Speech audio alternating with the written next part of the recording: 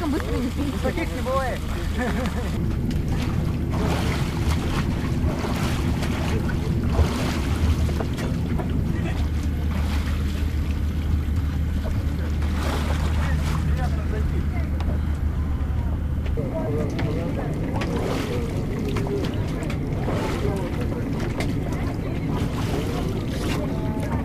Духовное единение, наверное, скорее всего, привело меня сюда, поскольку теплота, скажем так, здесь нету холодной воды, здесь есть Дух Святой.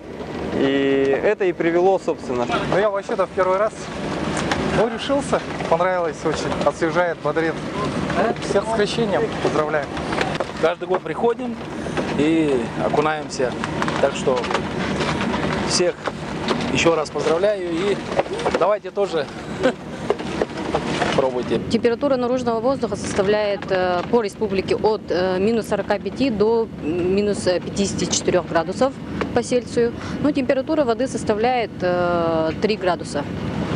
Самая холодная купель у нас по республике находится в Аймяконском районе.